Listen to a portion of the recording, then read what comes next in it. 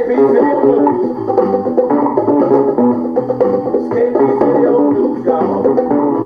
right, it's KP's Video News. I'm back again, and I got a story I'm gonna do today about Breonna Taylor and a lot of other female victims of police brutality.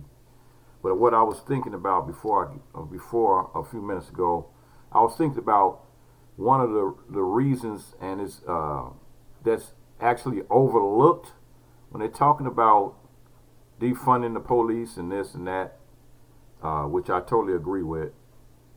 However, it's another issue that a lot of people are not addressing, and that is the fact that the majority of the people that are becoming cops now, these are people that are coming straight out of the military. So you're talking about people that are coming back from Afghanistan, people that came back from Iraq, even goes all the way back to the 90s when you had a lot of people coming, a lot of troops coming back from Iraq that ended up getting jobs as cops.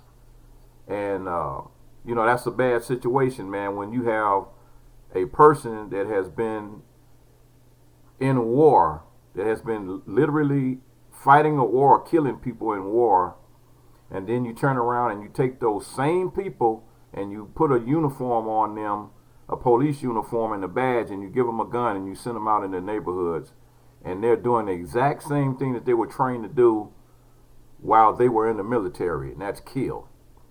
So that's something that needs to be addressed, and I think what they really should do as a suggestion is to wait.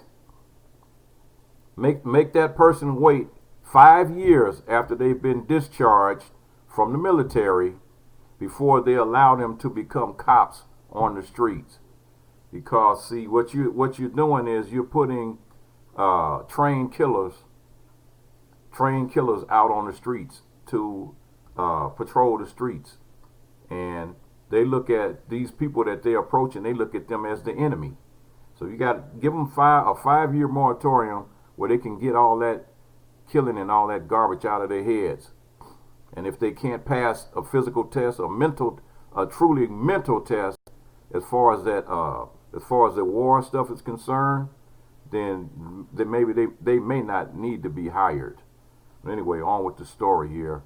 Nearly 3 months after 26-year-old EMT Breonna Taylor was shot and killed by the Louisville Metro Police Department in a botched drug raid, no officers have been charged in her killing. In fact, since her death, another black person, West Louisville barbecue caterer David McAtee, was shot and killed by law enforcement. June 5th would have been Taylor's 27th birthday, and activists and advocates throughout the country are galvanizing to #say her name and ensure she gets justice. The key, says Lonita Baker, a lawyer for Taylor's family, is to keep up public pressure on the Louisville and Kentucky officials.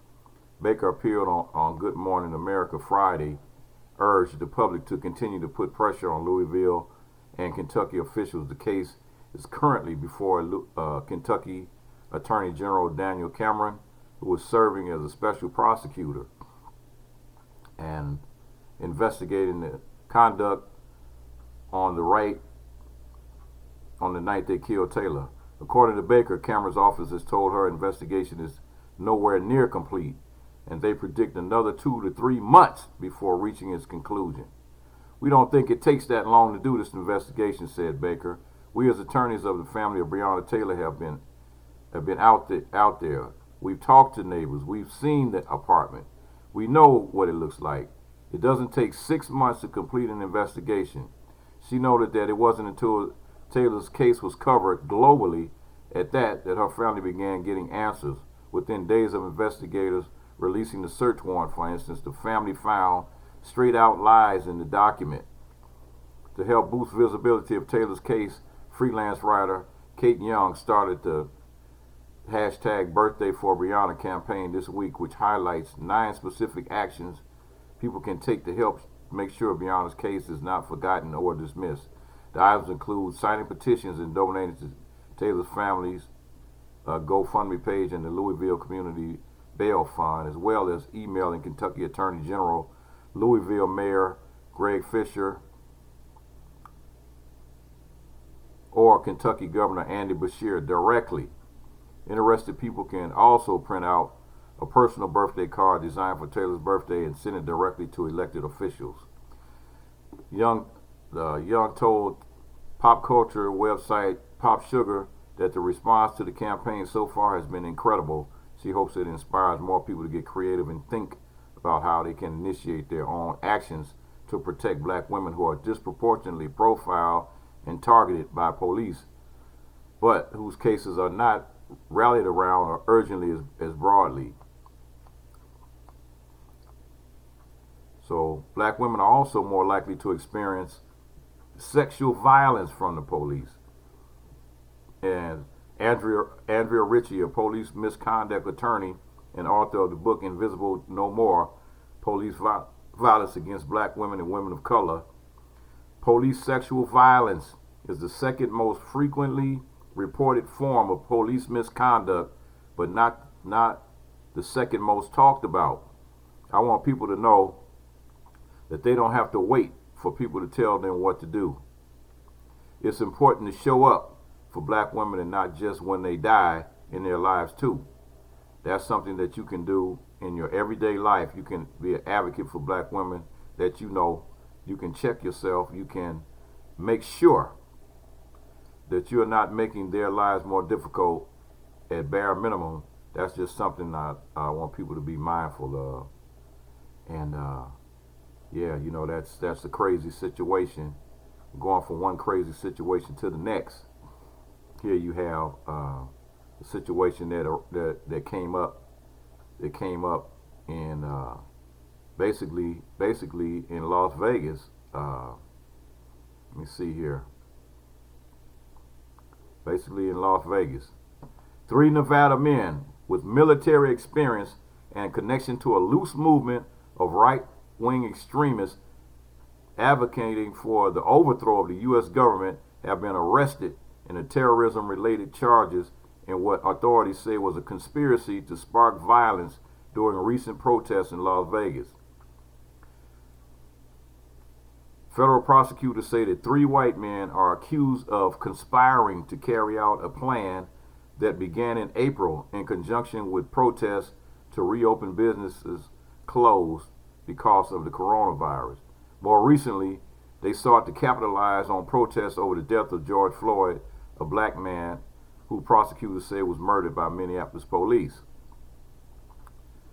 And the 3 men were arrested on May 30th on the way to the protest in downtown Las Vegas after filling gas cans at a parking lot and making Molotov cocktails in glass bottles, according to a copy of a criminal complaint obtained by the Associated Press. People have a right to peacefully protest. These men are agitators and instigators. Their point was to hijack the protest into violence.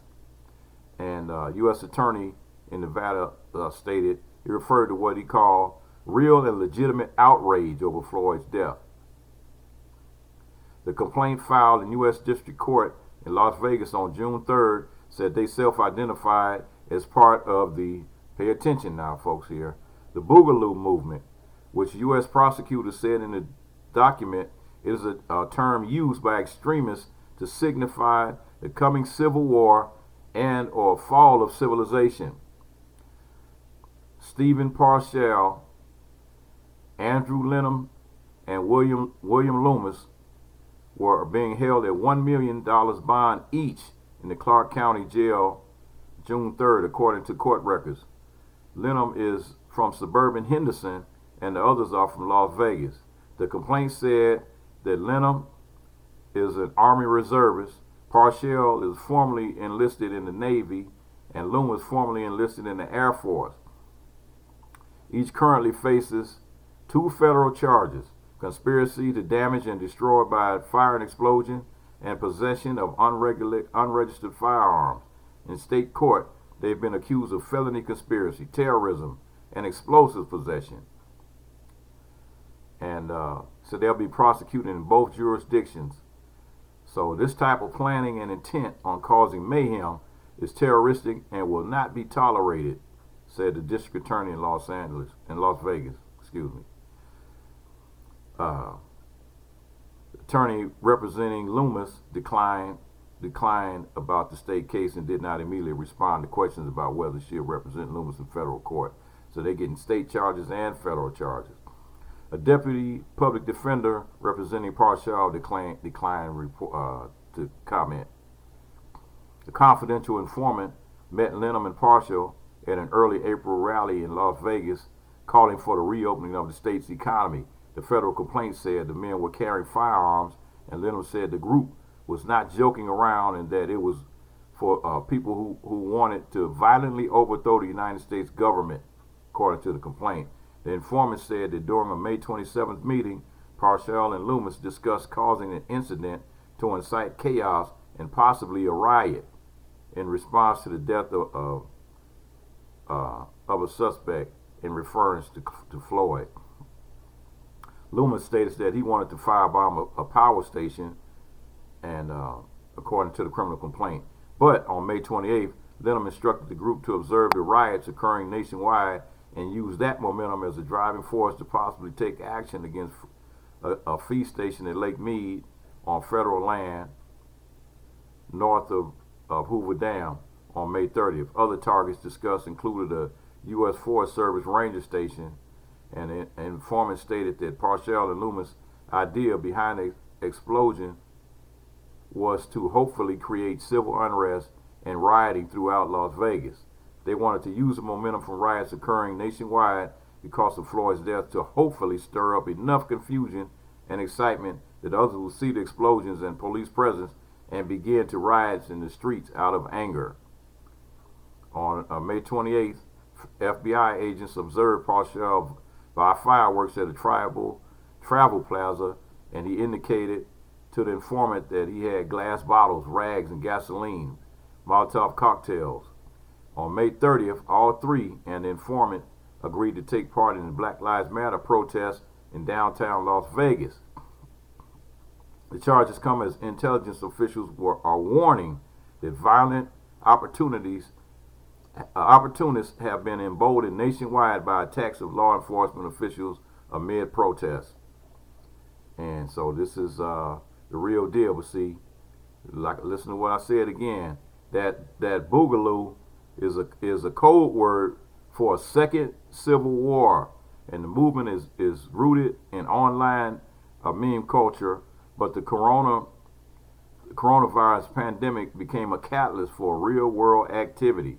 Many boogaloo followers have shown up at COVID-19 lockdown protests armed with rifles and wearing tactical vests over Hawaiian shirts, and lays a nod to the Big Luau,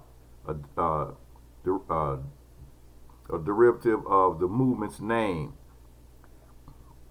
While some big boogaloo promoters insist they aren't genuinely advocating for violence, law enforcement officials say they have foiled bombing and shooting plots by people who have connections to the movement, or at least use its terminology. So, you know, these people are out there, and exact opposite of what the DC dunce was talking about. He's trying to blame all this nonsense and madness on Antifa, which was supposed to be like a left-wing group, but this is a far-right group, homegrown terrorists that are out there, and they're trying to use the peaceful protest as a form of creating civil war in the United States. So you got to watch them. You got to watch these idiots. They're out there. They are out there. So here we go with Colin Powell. Colin Powell. Trump has drifted away from the Constitution. Former Republican Secretary of State Colin Powell said Sunday that President Donald Trump has drifted away from the Constitution, adding to a growing list of former military officials who have strongly criticized the president's response to the nationwide protests surrounding the police killing of George Floyd. We have a Constitution and we have to follow that Constitution, and the president has drifted away from it, Powell, a retired general who served under President George Bush, stated. The comments from Powell, the first African-American Secretary of State and Chairman of the Joint Chiefs of Staff, add to the growing list of rebukes made in recent days by former top officials who expressed discontent with Trump's strongman approach to the protests sparked by the death of Floyd, a black man who was killed in late May by a white police officer in Minneapolis. Powell says he's proud of what the number of former generals, admirals, and diplomats have said about Trump's response last week to the widespread protests, adding that he hadn't released a public statement denouncing Trump's response because he felt he had demonstrated his displeasure with Trump in 2016 when he voted against him. I think what we're seeing now, this massive protest movement, I have never seen in my life. I think it suggests the country is getting wise to this, and we're not going to put up with it anymore, the retired general said. Last week, Trump's Defense Secretary James Mattis said in a blistering statement that Trump does not even pretend to try to unite the country and is instead engaged in a deliberate effort to divide the country while lacking mature leadership. Former White House Chief of Staff John Kelly similarly blasted the president's response to the protest, saying Friday that he agreed with Mattis' assessment and that he thinks there's an awful big concern that the partisanship has gotten out of hand. This tribal thing has completely gotten out of hand. And also, in addition to that, Colin Powell, former Secretary of State, Chairman and of the Joint Chiefs of Staff, today, Colin Powell today endorsed Democratic former U.S. Vice President Joe Biden. That's right. Colin Powell today endorsed Joe Biden and becoming the first major Republican to publicly back Donald Trump's rival ahead of November's election. Powell, who led the U.S. military during the 1991 Gulf War under Republican former President George W. Bush, and later led the U.S. Department of State under President George Bush Jr., said Trump was ineffective and has only gotten worse since he took office. I cannot in any way support President Trump this year, Powell, who did not vote for Trump in 2016, stated in an interview. Asked if he would vote for Biden, he added, I will be voting for Joe Biden. That's right. That's right. Colin Powell has endorsed Joe Biden. And here, this is the end of this story here. It said this is a team who spent 10 hours cleaning up after protest in Buffalo, New York, was rewarded a car and a scholarship. That's right. Antonio Gwynn Jr. saw the damage from protests in his hometown of Buffalo, New York. He grabbed a broom, brought some trash bags, and started cleaning the streets by himself. He started at 2 a.m. on Monday and did not stop cleaning for the next 10 hours. When an organized group of neighbors arrived later that morning to start cleaning the damage, they found Gwen had already done most of the work. Glenn is an 18-year-old young black high school student, and he's a senior. Stated that he saw on the local news that Bailey Avenue in Buffalo was covered in glass and garbage, and he knew people needed to use that street to get to work in the morning. When word spread of how Gwen single-handedly took action, his community responded. Matt Block saw Gwen's story on the news and decided to give him his prized 2004 red Mustang convertible. Block, 27, told the media that the car is one he wanted since he was a child, but these days he's only using it occasionally.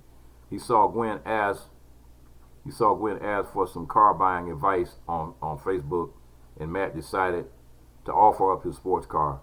It turns out that the gift has more meaning than Block ever imagined. Gwen's mother, who passed away in 2018, also drove a red Mustang. When he realized the coincidence, Gwen said that he was so shocked he didn't have any words. And Block said it gave him goosebumps. Local businessman Bob Bryceland learned of Block's gift and he decided to extend a free year of auto insurance coverage through his insurance agency. And said it just felt compelled to help him out. And we just need to get together in the whole city to show people that there's good things and good things can happen. After high school, Gwen has planned to go to trade school while saving up to go to college. Upon hearing Gwen's story, Meadell College in Buffalo offered him a full scholarship where he plans to study business starting in the fall. One of his many career goals is to open a cleaning business. This is the first time Gwen received this type of recognition for his good deeds, but this is not the first time he stepped up to help others. He is a member of Kappa Phi, where he enjoys doing community service and helps out at churches. Gwen is thankful for the community response, saying, "I appreciate everything that everyone is doing for me." So that's right. That's young Gwen over there. Yep. That's right, boy. He's getting rewarded. And young man out there just doing something. Antonio Gwynn Jr. got a free Mustang. He got free insurance, and he just got a full scholarship to college paid for by people in his community. And that's a beautiful thing. I'm telling you, man, there's some good out there in the world. Everything is not all bad, folks, and there's always tomorrow. So just remember that. Good things are always rewarded. Always rewarded. So they don't let people out there try to make a fool out of you and turn you into a hater. As people try to turn you into a hater, man, and it's just like that. But what you gonna do? You gotta keep on living. You gotta do what you have to do. Do what you think is right. If you think it's right and it is good, something good, something good. Now I'm not talking about no evil stuff. I'm talking about good things. Right, it's KPVIDEONEWS. Video News. I'm always gonna bring it to you real. Bring it to you raw.